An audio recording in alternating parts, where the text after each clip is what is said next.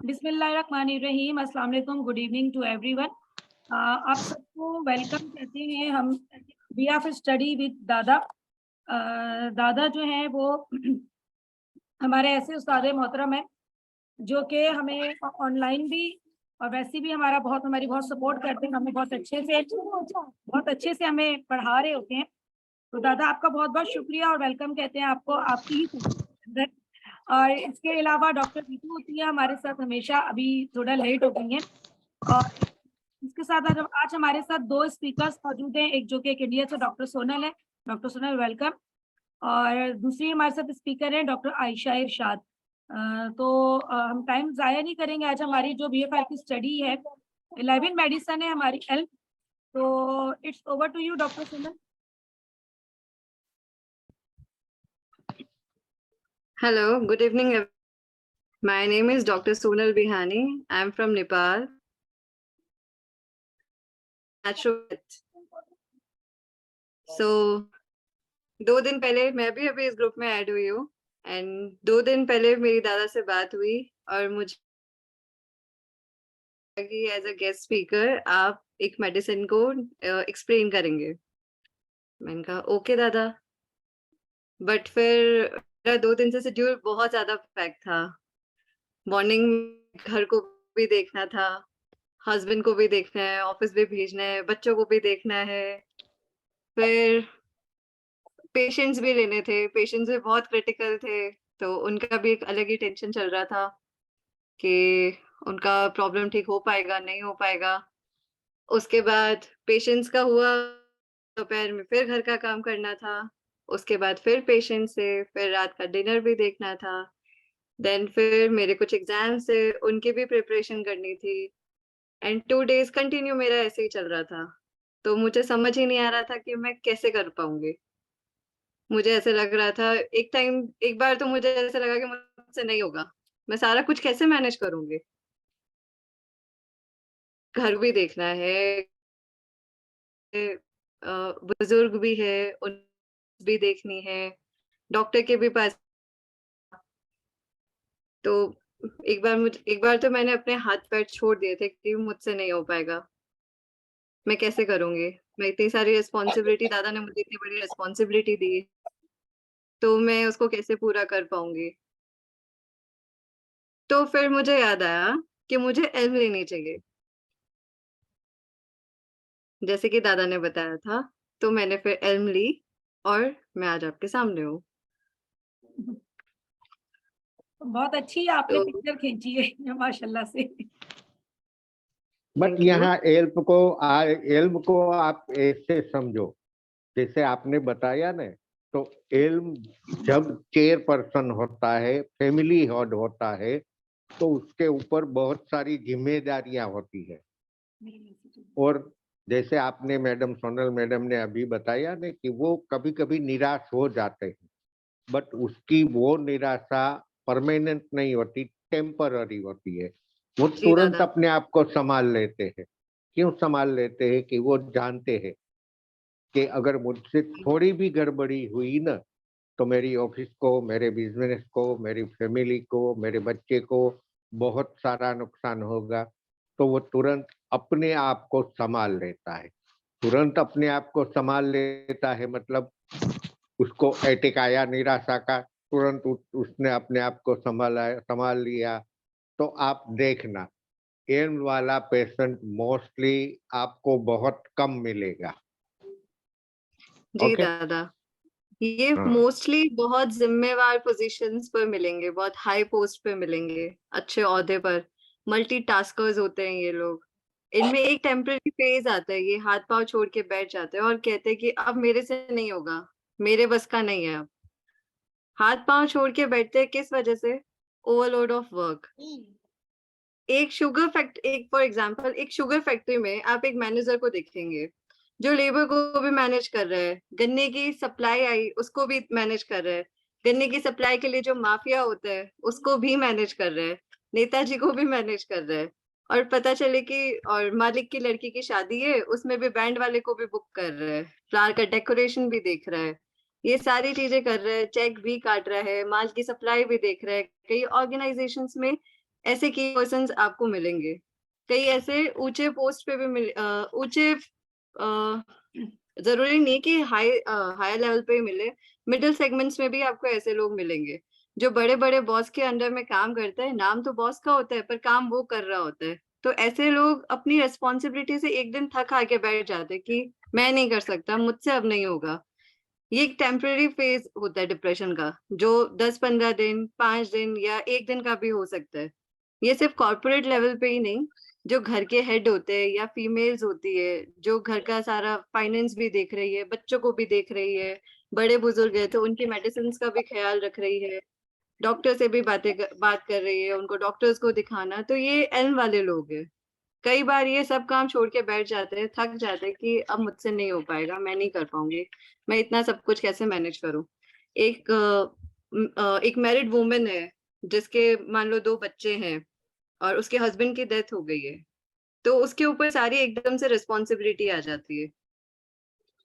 उसको बच्चों का करियर भी देखना है, घर भी चलाना है, सब कुछ मैनेज भी कर रही है। या एक वर्किंग वुमन हो गई, उसको सुबह से शाम तक का अपने घर का भी मैनेज करना पड़ रहा है, ऑफिस में भी देखना पड़ रहा है, वर्कर्स को भी देखना पड़ रहा है।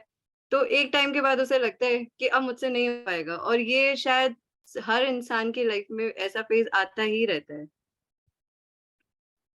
कि उसे पता होता है कि मैं ये कर सकता हूँ, पर एक बार के लिए उसे लगता है कि मैं नहीं कर पाऊंगा। तो तब उसे एल्म देने से उसे बहुत अच्छे रिजल्ट्स मिलेंगे।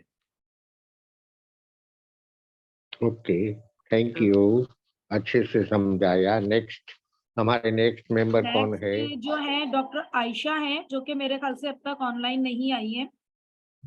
तो फिर हम टाइम क्यों वेस्ट करें, तो हम भी डॉक्टर रितु के तरफ चलते हैं। Doctor Ritu, please unmute yourself. आप नहीं बोलोगे मैडम? नहीं, 2 स्पीकर थे तो मैंने इसलिए फिर खास प्रिपरेशन भी नहीं की। नहीं तो अभी दूसरे नहीं, कोई बात नहीं, दूसरे स्पीकर नहीं, अगर आप बोल रहे हैं तो बोलिए ना, मोस्ट वेलकम, मजा आएगा। नहीं नहीं बस नहीं, मैडम कहाँ कब बोलती है? मैडम अभी तक कितने सेशन गए, आपने देखा कभी कब बोलते हुए उसको? वो मोस्टली चुप ही रहते हैं। दादा क्या करें, जिम्मेदारियां इतनी हैं, बच्चियां भी हैं, क्लिनिक भी है, फिर एक हर्बल कंपनी में भी एक हेड हूँ। ठीक है, तो बहुत सारी जिम्मेदारियां, बहुत सारी चीजों को मैनेज करना समटाइम मेरे लिए बड़ा प्रॉब्लम हो जाता है। फिर हमारे यहाँ पाकिस्तान के अंदर आजकल मसला है कि गैस नहीं है, लाइट नहीं है, तो वो फिर क्लिनिक डिस्टर्ब हो जाता है। तो मैं भी 2-3 दिन से बहुत ज्यादा जो है ना डिसअपॉइंट होकर बैठी हुई हूँ कि मैं किस किस चीज को देखूं और मैं कैसे मैनेज करूं, मैं क्या करूं मैं। तो मतलब ये प्रॉब्लम्स हो जाती हैं हमारे साथ, सबके साथ।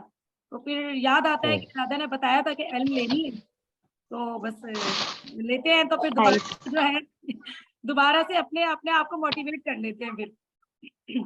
Very nice way to put, thank you so much. Very nice way to put. जी इसको याद रखने का तरीका आपने मुझे एक और बता दिया। आई रिमेम्बर दादा ने बताया, the final straw that broke the camel's back. ऊंट की पीठ होती है ना, वो जी, कोई जी। तोड़ नहीं सकता, किसी के बस का नहीं है, सही। वो उसी के बस का है। अपनी ऊंट को अपनी ही पीठ तोड़ सकता, और कोई नहीं तोड़ सकता। So it's like a final straw that can break a camel's back. तो जैसा I think Sonal, right? Sonal ji, doctor Sonal, Yes, yes, ma'am. Doctor Sonal, yes, doctor Sonal, that was very nice way to put. हमने कभी नोट किया है कि उनमें सिर्फ ऊपर के ओहदे वाले नहीं होते हैं, जनरली कौन पाए जाते हैं? Nurses. We always forget them, क्योंकि उनको पेशेंट की भी सुननी होती है, उनको डॉक्टर्स की भी सुननी होती है। That is the first thing that always comes on my mind, क्योंकि उनको करना वही है जो डॉक्टर्स कहते हैं, साथ में उनको इधर, और सारा टाइम कभी इस बेड से कोई बुला रहा है, कभी उस बेड से कोई बुला रहा है। लॉयर्स के जो बंदे होते हैं, जो भागते रहते हैं लोगों के पीछे पता करने के लिए, तो जो सब ऑर्डिनेट्स होते हैं, they are also highly affected by the responsibilities. जरूरी नहीं है सबका सब दिन मन करे काम करने का, बट उन लोगों को करना ही पड़ता है। ऊपर के ओहदे वाला तो कभी कभी रेस्ट भी कर सकता है, ये लोग रेस्ट नहीं कर सकते। हम तो नहीं कभी कभी ऐसा होता है, एग्जैक्टली। तो जो ड्यूटीज और रिस्पॉन्सिबिलिटीज होती है, वो करते करते करते करते हमें इतनी आदत पड़ जाती है, we are so used to it, we forget that we are ageing. So once we start ageing, हमसे वो सारी रिस्पॉन्सिबिलिटी जो 90% करते थे, अब वो 70% होती हैं. तो ना हमसे एक्सेप्ट होता है, ना घर वालों से एक्सेप्ट होता है. मेरा ये भूल गई, मेरा वो कर गया, पर नोबडी रियलाइजेस कि उसकी भी एज बढ़ रही है. So she has gotten down to be slow. तो जो टेम्पररी फेजेस होते हैं उनमें से ये बहुत बड़ा फेज होता है मेनोपॉज वुमेन के साथ, क्योंकि 99% देने के बाद now she still has to listen, but she still has to run.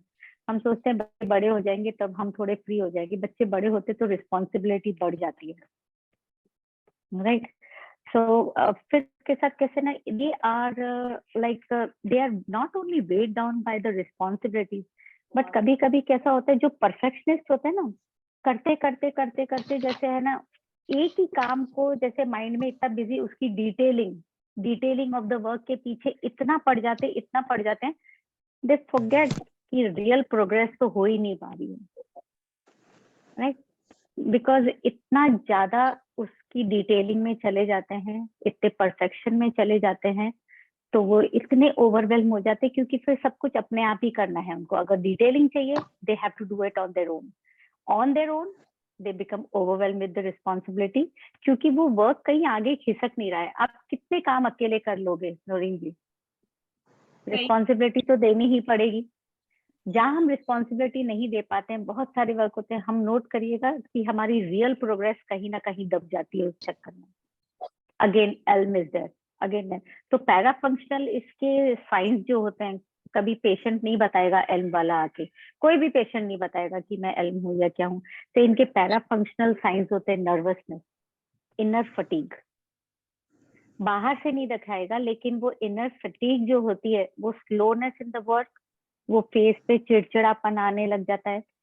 They are intimidated by the whole hopelessness, कि मतलब यहाँ भी करना है, वहां भी करना है, बट अब कुछ भी नहीं हो पा रहा है. इनसफिशिएंसी, जैसे बोलते हैं ना, बहुत सारा काम तो फैला दिया, अब समेटना भारी पड़ रहा है, राइट. तो वो एक कॉम्पिटिटिव नेचर होता है कि I am a multitasker, specially women, I am a multitasker. कोई भी इंसान सुपर ह्यूमन नहीं बन सकता, कहीं ना कहीं जाके इनर फटीग होगा. तो हमेशा रिस्पॉन्सिबिलिटी डेलीगेट करना सीखिए, और इस तरीके से डेलीगेट करना सीखिए कि ना आप थके, ना आपके सामने वाले थके, आपके नेचर की वजह से. सो this is a beautiful, Elm is actually very beautiful. आप जब एल्म लेते हैं तो आप ये समझने लगते हैं कि I am dependable, the other person can depend on me, so neither I am getting inner fatigued और नहीं सामने वाला, मैं सामने वाले को थका रही हूँ. So this is a beautiful balance that a person can make. And especially आपने नोट किया होगा, जो हॉर्स होते हैं या डॉग शो होते हैं, आजकल ये डॉग शो का फैशन बहुत चलने लगा है, एनिमल फैशन जो होता है. और जो हॉर्सेस कंपटीशन में पार्ट लेते हैं, पोलो वाला होता है, वो लोग भी एनिमल्स बहुत रिस्पॉन्सिबिलिटी से थक जाते, क्योंकि उनको जब प्रिपेयर किया जाता है उस टाइम पे वो लोग कैसे होते हैं. हम जब प्रिपेयर करते हैं, आपने प्रिपरेशन कभी की होगी सोनल, जैसे आज की, तो आपने कांच के सामने की होगी, मिरर के सामने अकेले में की होगी, तो उस वक्त हम बहुत अच्छे से बोल लेते हैं. But what happens, why we become overwhelm, जब हमारे सामने 30 जने आते हैं, वी बिकम ओवरवेल्म, क्योंकि हमें अंदाजा नहीं होता है कि वो रिएक्शन कैसा होगा. तो सेम वे, जब हम तैयार करते हैं पेट्स को, अपने पेट्स को कंपटीशन में जाने के लिए, उनको ये नहीं मालूम है कि मुझे कितने जनों के सामने करना है, और फिर नहीं जाना चाहेंगे, डॉग स्टेज पे नहीं जाना चाहेंगे, वो हॉर्स जंप नहीं कर सकता, वो पोलो नहीं खेल सकता, बिकॉज उसको चारों तरफ से तालियां सुनाई दे रही हैं, बट इतने सारे लोग देख के जानवर घबरा जाते हैं. So it is the Elm works best over here. Whenever अब कोई कंपटीशन में जा रहा है, आप कोई कंपटीशन में पेट को ले जा रहे हैं, और खास करके एक और होता है, आर्मी डॉग्स देखे आप लोगों ने? आर्मी डॉग्स, हमें कैसा लगता है कि हम डरते हैं आर्मी डॉग्स के पास जाने के लिए, because they have been bred like this कि आप उनको छू नहीं सकते हैं. एक ईगो टाइप है, वो काटने को दौड़ेंगे. वो अपने आप को अलग से रखते हैं। अब उसी तरीके से उसको समझने की कोशिश की। जो एल्म पर्सनालिटी होता है वो इंटेलिजेंट भी होता है। So you know they are in that position कि नहीं, मैं सब काम अपने आप कर लूंगा, मुझे किसी की जरूरत नहीं है, ऑल दिस सब। अब वो रिस्पॉन्सिबिलिटी तो अपने ऊपर ले लेते हैं और फिर जब ओवरवेल्म होते हैं उसको दिखाना नहीं चाहते। This is the main thing, then they get fatigue कि नहीं मैं तो सब कर सकता हूँ, पर वो दिखाना नहीं चाहते। अब इसको दादा ने एक बहुत, मुझे याद है जब फर्स्ट क्लास हुई थी एल्म की, उन्होंने पूछा था कभी एल्म का फूल देखा है किसी ने? तो हम ये सोच रहे थे एल्म रेमेडी समझा रहे हैं या फूल समझा रहे हैं ये। मैं तो मेरे मन में हमेशा यही सोचती थी, क्योंकि उनका तरीका हमेशा टेढ़ा होता है समझाने का। तो और ऑफ कोर्स तैयारी करके जाती थी। तो मैंने कहा हाँ दादा, वो क्लस्टर ऑफ फ्लावर्स होते हैं, फूल जो होता है गुच्छे में होता है, बट छोटे छोटे छोटे छोटे फ्लावर्स होते हैं। तो बोलते उसका क्या मतलब हुआ? मैंने कहा फूल का गुच्छा, ये मतलब हुआ। तो बोलते और सोचो, एल्म। तो फिर समझ में आया, वो जो फूलों, छोटे छोटे फूलों का जो गुच्छा होता है ना, वो स्टिफल करता है। कैसे होता है? पपाया होता है, पपीता, पपीते के अंदर जो बीज होते हैं ना, तो हम कभी उसको उस नजरिए से सोचो, जब हम खोलते इतने सारे बीज इतनी सी जगह में अंदर कैद हैं, तो घुटन, राइट? तो सिमटे में। घुटन, राइट? तो वो घुटन है, तो वो कैसे होते हैं कि वो ब्रांचेस को स्टिफल करते हैं, ब्रांचेस को घुटन पैदा कराते। तो लेकिन वो ब्रांच बहुत, वुड बहुत सॉलिड है एल्म का। एल्म जो प्लांट है उसका वुड बहुत सॉलिड है। अब उसको एल्म को रिस्पॉन्सिबिलिटी से मैच कीजिए, कितना भी वो सारा फैलावड़ा कर देगा, राइट? अब उससे नहीं फिनिश हो रहा है, लेकिन है तो सॉलिड। एल्म दीजिएगा, he knows how to get into the mode. तो हर रेमेडी अपने कहीं ना कहीं वो फ्लावर से, अपने कहीं ना कहीं वो वुड से कुछ ना कुछ वो मैच करती है। मुझे एक चीज और ध्यान थी, उन्होंने कहा था, और मैं उसको ढूंढ रही थी कि मैंने कहाँ लिख रखा है, मुझे मिल नहीं रही है, पर वो मिलेगी तो मैं लिख के भेजूंगी। बट वो उन्होंने बहुत सुंदर चीज समझाई थी, और वो मैंने कई लिखी है, बट राइट नाउ अब वो इधर उधर हो गई। एक डिफरेंस बताइए लार्ज के बीच में और एल्म के बीच में। चलिए, we should always learn the difference. कोई भी अपने से पूछ सकता है कि लार्ज भी तो वो होता है कि कॉन्फिडेंस नहीं है, एल्म भी तो यही बोलता है ना कि finally I am losing my confidence. Overwhelm होता है तो I am losing my confidence. So the major difference between large and elm is that जो एल्म होता है ना वो आखिरी दम तक करेगा। कॉन्फिडेंस लूज होता है but they keep on trying. Large कैसा होता है, वो ट्राई नहीं करेगा, फ्रॉम बिगिनिंग वो ट्राई ही नहीं करेगा, तो वो लॉस ऑफ कॉन्फिडेंस होता है। तभी बोलते हैं कि जिनका सुसाइडल नेचर होता है उनको लार्ज नहीं देनी चाहिए। They will not even try, they will not even try. और एल्म होता है ट्राई कर करके कर करके कर करके थक जाएगा, लेकिन ट्राई करता रहता है। Finally of course confidence lose होगा, but this is a hairline difference. So this is I think all from my side. और वो चीज अगर मुझे बीच में ध्यान आ जाएगी, या शायद दादा को भी ध्यान आ जाएगी तो बता देंगे, बट अगर ध्यान आ गई तो मैं शेयर करूंगी। बट मीनवाइल मेरा दादा अगर कहीं कुछ गलत है तो बता दीजिएगा। मेरा एक वैद्य, जिसको हम आयुर्वेद वाला डॉक्टर बोलते हैं ना, उसके साथ बहुत बार मैं बैठ के डिस्कस किया करता हूँ। उसने एक बार बताया था कि फ्लावर क्या होता है। फ्लावर ट्री या पौधे के ऊपरी छोर पर ही आता है, तो एग्जैक्टली। माइंड रिलेटेड है। बट जो ट्री का फ्लावर है ना, वो ट्री में जितनी सारी खूबियां है ना, वो सब फ्लावर में आ जाएगी। हाँ इसीलिए आपको वो दिन बताया था कि आप सोचो एग्जैक्टली। ऐसे। हाँ हाँ, ऐसे मुझे, हम मैंने कहा ना, मैंने हम कहीं अब हाँ, मुझे हम ध्यान अपने आया। अब मुझे ध्यान आया कि मैंने क्या चीज मिस की है।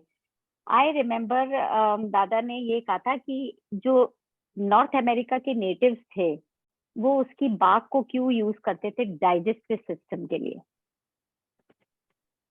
सोचिए क्यों। जैसे ही इन्होंने बोला फ्लावर का तो मुझे वो समझ में आया, हर्बल, क्योंकि जो म्यूकस मेम्ब्रेन होती है डाइजेस्टिव सिस्टम की, सबसे ज्यादा बोलते हैं ना, उसका सबसे ज्यादा काम होता है। जी। और बहुत दिखने में नाजुक सी होती है, ऐसे तो खैर दिखती भी नहीं है, बट उसका सबसे ज्यादा काम होता है। तो जो इसकी बार्क होती थी, तो वो नेटिव्स किसमें, क्योंकि वो वहीं ज्यादा उगता है, एल्म प्लांट ठंड में ही बहुत ज्यादा उगता है, तो उसकी जो बार्क होती थी वो इन्फ्लेमेशन जो हो जाता था म्यूकस मेम्ब्रेन में, डाइजेस्टिव सिस्टम में, उसकी इन्फ्लेमेशन को क्योर करने के लिए वो बार्क को यूज किया करते थे हर्बल मेडिसिन की तरह। सो अगेन, क्योंकि डाइजेस्टिव सिस्टम सारा दिन काम करता है, कहीं ना कहीं हम ही उसको इन्फ्लेम करते हैं, ये भी खा लिया, वो भी खा लिया, सब कुछ उसके अंदर डाल दिया, तो कहीं ना कहीं वो अटकता है। ये उन्होंने मुझे याद दिला दिया। थैंक यू दादा। सो this is all from my side. कहीं कुछ रह गया हम हो तो अपने दादा बच्चे करेंगे। डॉक्टर आयशा हम online आ अपने गई है। बच्चे को हम्म, हम अपने बच्चे को बूस्ट पिलाते हैं ना। बूस्ट का नाम सुना है ना आपने? हाँ दादा। एक वन टाइप ऑफ मिल्क में मिक्स करने का टॉनिक है ये। तो अपना राइट। इल्म जो है ना, वो माइंड बूस्टर है। आप जब भी के भी स्ट्रेसफुल सिचुएशन में फंसे हो ना, तो तुरंत इल्म ले लो।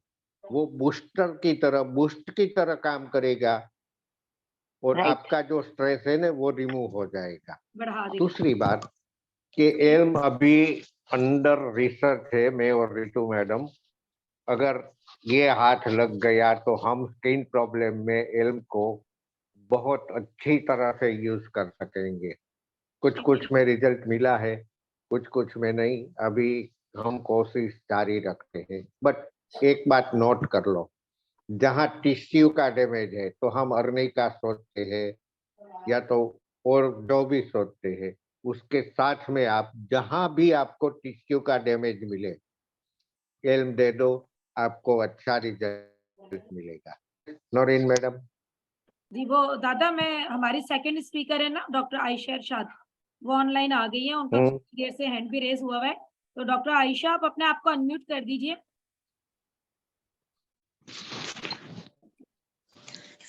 अस्सलाम वालेकुम। जी मैं डॉक्टर ऑन आयशा, वेलकम कहते हैं आपको प्रोग्राम में हमारे। और वैसे ही बहुत लेट हो गया आपकी तरफ से, तो आज तो स्टार्ट करें फिर। जी, एल्म के बारे में भी सब इतना अच्छा डिस्कशन हो गया कि मैं अब उसमें ऐड क्या करूं, मगर मुझे दादा, मैं थोड़ा सा जो अरे मैंने आपके नहीं, हम सब एक है, आप घबराइए मत। आपने जो भी तैयार किया है वो बोलिए, हम सुनना चाहते हैं। बहुत देर से बेताब है सुनने को। आप प्लीज बोलिए। जी, ये एक टेम्परेरी कंडीशन होती, टेम्परेरी ओकेजनल फीलिंग है। जब एग्जॉस्ट हो जाते हैं, बहुत सारे काम होते हैं, और ज़्यादातर जिनको बहुत तरह के काम होते हैं, उनके बहुत सारे टास्क होते हैं, वो इस कंडीशन में आते हैं कि उनको ये भी करना है, वो भी करना है, सबको देखना है, और सब चीज़ों को बहुत अच्छे से मैनेज करना चाहते हैं। वो चाहते हैं हमारा जो आउटपुट है वो बेस्ट हो। सबको हम बहुत पसंद रहे हैं कि हमने अपना हर काम बेस्ट रिजल्ट के साथ ख़त्म किया है।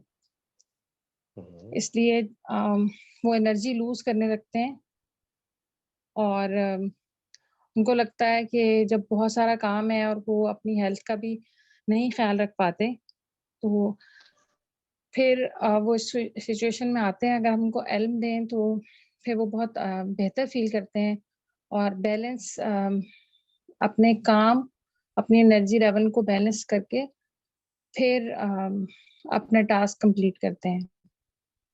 और जब हम किसी को एल्म देते हैं, तो उसको क्लैरिटी मिलती है कि मुझे अपना जो मैंने टास्क जो मैंने परफॉर्म करना है, उसको कैसे लाइन अप करना है, उसको कैसे ख़त्म करना है, या सबको कैसे मुझे उसका फ़ोकस जो है वो अपना रिज़ल्ट होता है, और उसमें एनर्जेटिक फ़ील करता है। जब हम उसको एल्बम देते हैं, उसका कॉन्फिडेंस रेज़ होता है, और उसको लगता है कि वो अब मैं ये सब कर लूँगा। अगर वो टेम्परेरी सिचुएशन होती है, उससे वो खुद भी निकल आता है, ज़रूर मेडिसिन ये एल्म रेमेडी के बगैर। अगर उसके लिए उसको कोई ना कोई एनर्जी, कोई एनर्जेटिक बात चाहिए होती है, कोई और एनर्जी किसी अपने जब उसको कोई डायमेंशन मिल जाती है तो वो फ्रेश हो जाता है कि मैं अब ऐसे अपने काम को कर लूंगा। और हमारी एल्म रेमेडी उसको हेल्प करती है वो ताकि जल्दी निकल आए।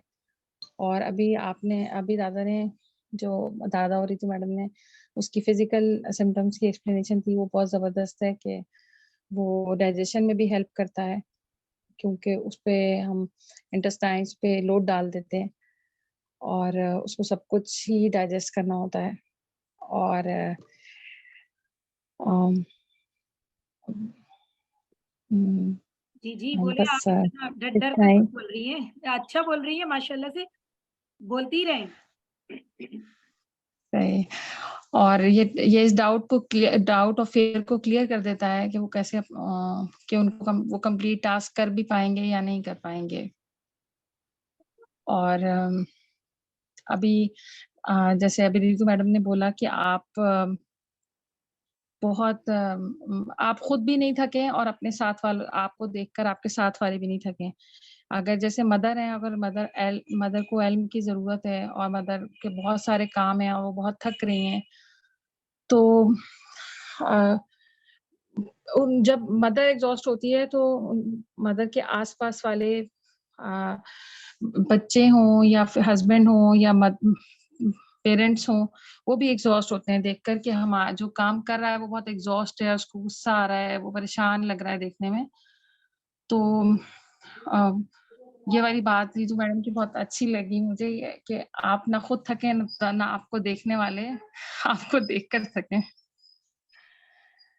सही, जो आपके साथ लोग हैं वो भी ना थके। जी, जी क्योंकि पूरा एक एनवायरनमेंट होता है, उसको काम डाउन करती है ये रेमेडी, अगर जो हेड है वो एल्म ले लें। ठीक है, ठीक है, बस इतना। बस इतना ही। माशाल्लाह आपने बहुत अच्छा बोला। अब आगे तो दादा बताएंगे। दादा हमारे पास इतना अभी ही 10 मिनट्स रह गए। इतना ही, लेकिन बहुत अच्छे से समझाया, बहुत अच्छा बोले, थैंक यू मैडम।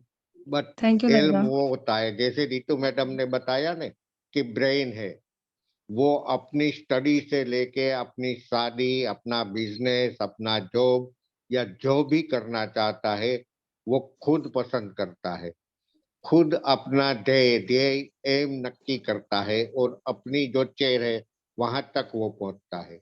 एक साथ कई काम करता है, एक ही तरीके के काम करता रहता है, तब जाके कभी कभी वो टेम्पररी निराश हो जाता है। तो इल्म क्या करता है, वो उसके माइंड को बूस्ट अप कर देता है। ठीक है।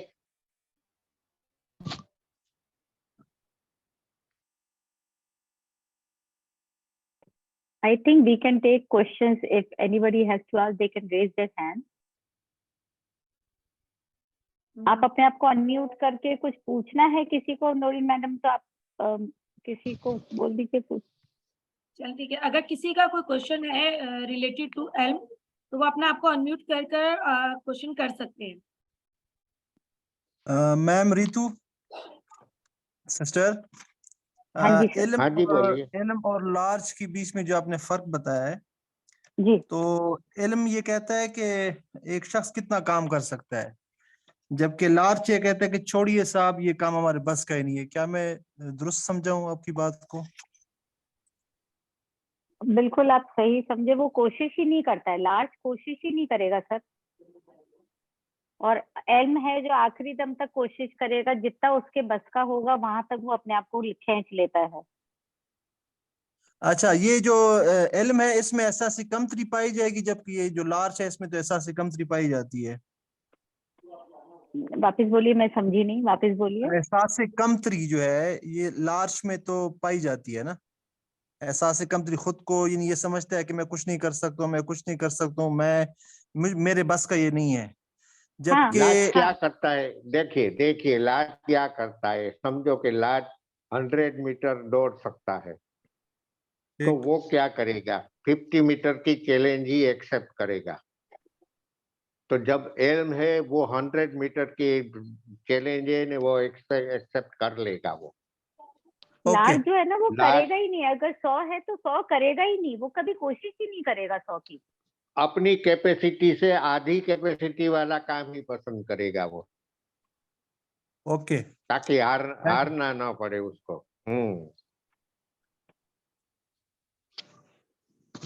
और इसके अलावा किसी का कोई क्वेश्चन है? ये क्वेश्चन आया तो है।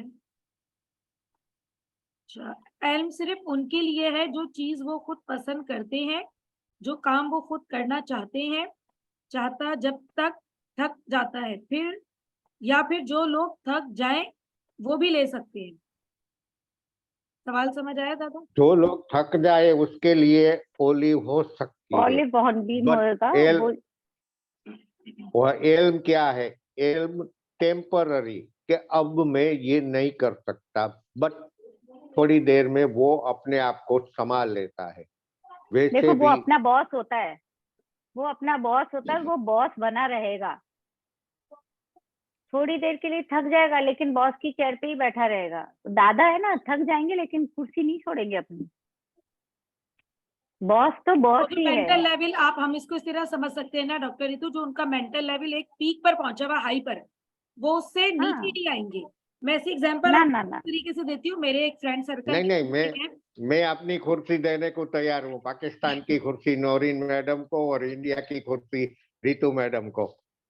नहीं ज्यादा जज़ाकल्लाह। इतना अच्छा, सारा काम नहीं होता एक हमसे। एग्जांपल मैं एल्म की देना चाहती हूँ यहाँ पर, मुझे इसमें याद रही। मेरे एक फ्रेंड सर्कल में है, वो एक फार्मा के अंदर डायरेक्टर लेवल पर है, और वो सिटी बिलोंग करते हैं पेशावर से, और जॉब करते हैं कराची में। अब बहुत अरसा हो गया है फैमिली से दूर रह रहकर। अब उनको बहुत अच्छी जॉब ऑफर तो हो रही है, यानी कि पैसे के लिहाज से, जो मुझे ऐसा लगता है कि मिसाल के तौर पर अगर वो यहाँ पर 3 लाख ले रहे हैं, तो उनको सैलरी जो आ रही है वहां पर 4 लाख पर मिल रही है। ठीक है, मगर वहां पर उनका डेजिग्नेशन बिलो जा, तो वो अपने आप को नीचे नहीं लाना चाहते हैं। उनका एक मेंटल लेवल बन गया है कि वो मैं इस पीक पर हूँ या मैं हाई पर हूँ, मैं नीचे नहीं जाऊंगा। तो वो बाजू का जो है ना, वो अपने आप से इतना फेडअप हो जाते हैं, मगर वो दोबारा से अपने आप को ये कर लेते हैं कि मैं जिस लेवल पर आ गया, मैंने दोबारा नीचे नहीं जाना। डिसअपॉइंट अ, वापस अपने आप को कर लेते हैं। वो एग्जैक्टली एल्म नहीं है। एल्म क्या है ना, काम के हिसाब से देखेगा। देखो वो अपना बॉस है, वो बात सही है, लेकिन कैसा होता है ना, बहुत सोच समझ के काम लेता है एल्म जो होता है ना, वो बहुत सोच समझ के अपना काम लेगा। कॉम्पिटिटिव बहुत होगा, हाँ, सही है। बहुत कॉम्पिटिटिव होगा। अगर वो उनको पैसा ज्यादा मिल रहा है तो, और अगर ओहदा कम मिल रहा है तो वो नहीं लेंगे। वो बहुत सावचेती से अपना काम ढूंढेंगे, नीचे नहीं आने देंगे। जैसा कि वो बोलते हैं ना कि अपना काम बहुत सोच समझ के लेंगे। बहुत कॉम्पिटिटिव होते हैं। थोड़ी देर के लिए कॉन्फिडेंस लूज होगा लेकिन he knows it how to come back. उनको खुद को पता होता है कि कैसे आना होता है। ये पर्सनालिटी हो गई। तो अगर आपको जैसे ही पता चल जाए कि ये एल्म पर्सनालिटी है, और जैसे ही आप एल्म एसेंस देंगे, तो they will bounce back on their own. उनको और किसी के सहारे की जरूरत नहीं होती है। मतलब हम यहाँ दे इस सकते हैं ना तरह से उनको। इस तरह से देखो तो अलॉन्ग विथ समथिंग एल्स। ठीक ठीक। एल्म लंबा सोचने वाला होता है, जबकि चिकोरी ज्यादा पैसे की जॉब स्वीकार कर लेगा कि जो भी हो, एग्जैक्टली। मुझे तो पैसे ज्यादा मिलता है ने। तो एल्म लंबा सोचेगा कि इन फ्यूचर रिएक्शन क्या आएगा। सही सेफ कह रहे हैं सेफ दादा, थिंकिंग रहती है, सेफ थिंकिंग। वो ऐसे ही है। बॉक्स थिंकिंग बोलते हैं ना, थोड़ी बॉक्स थिंकिंग होती है। सिंगल मदर्स होती है। ये ये ऐसे पर्सनालिटीज बहुत मिलेंगे आपको एल्म वाले। सही सही कह रही हैं। इसके अलावा अगर बहुत किसी कम का कोई मिलेगी। क्वेश्चन है तो अपने आप को अनम्यूट कर सकते हैं।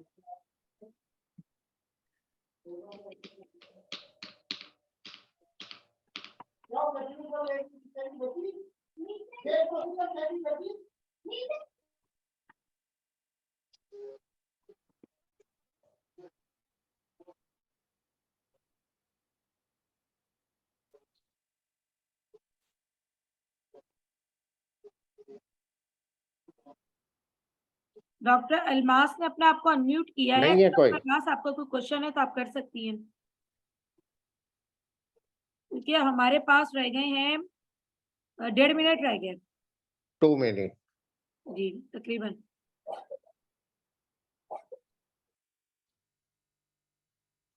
मेरे ख्याल से दादा किसी का कोई क्वेश्चन नहीं है, हम सब पीएचडी कर ली है हम लोगों ने।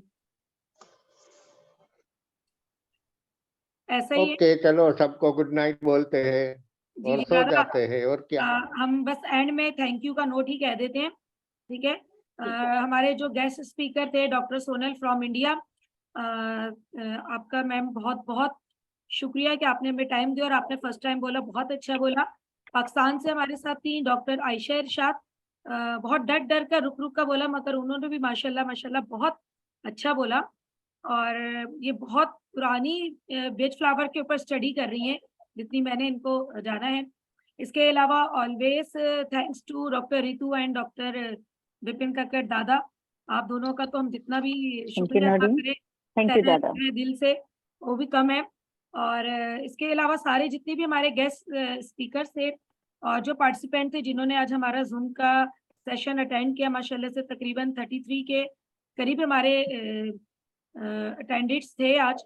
और आप सबका बहुत बहुत शुक्रिया कि इतने रात के टाइम भी आप लोगों ने टाइम निकाला और सीखने की कोशिश की है। अल्लाह पाक आप सबके हाथों में रोजी में बरकत दे।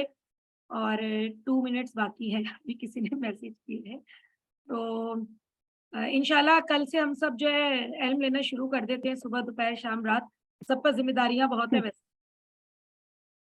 कोई ऐसा भी है जिसको ये नहीं लेना चाहिए? मुझे भी यही